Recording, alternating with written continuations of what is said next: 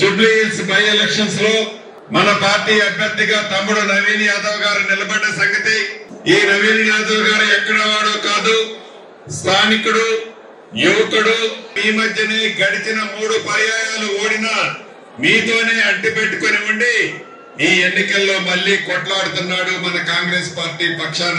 రేపు 11వ తారీఖు జరిగే ఎన్నికల్లో కాంగ్రెస్ పార్టీకి ఎందుకు ఓటేయాలో కొన్ని విషయాలు మీకు చెప్పదలుచుకున్నాను.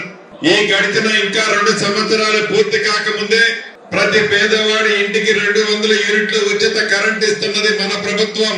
పెద్దవాళ్ళు తినే సన్న బియ్యం పేదవాళ్ళకి ఇస్తున్నది మన ఇందిరమ్మ ప్రభుత్వం. 10 సంవత్సరాలు రేషన్ కార్డులు ఇవ్వకపోతే రాష్ట్ర వ్యాప్తంగా 16 లక్షల కొత్త రేషన్ కార్డులు ఇస్తే మన జూబ్లీ హిల్స్ లో కూడా సుమారు 18,000 రేషన్ కార్డులు ఇచ్చింది మన ప్రభుత్వం. పాత రేషన్ కార్డులలో కొత్త పేర్లు రాష్ట్ర వ్యాప్తంగా 18 లక్షల మంది చేరిస్తే ఒక్క జూబ్లీ హిల్స్ లోనే సుమారు 19,000 మందిని పాత రేషన్ కార్డులో కొత్త పేర్లు చేర్చిన ప్రభుత్వం మన ప్రభుత్వం. అంతా కాదు, రాష్ట్ర వ్యాప్తంగా మొదటి విడత 4,50,000 ఇందిరమ్మ ఇళ్లు ఇచ్చాం. గ్రామీణ ప్రాంతాల్లో ఇందిరమ్మ ఇళ్లు వడివడిగా కడుతున్నాం 5 లక్షల రూపాయలతో.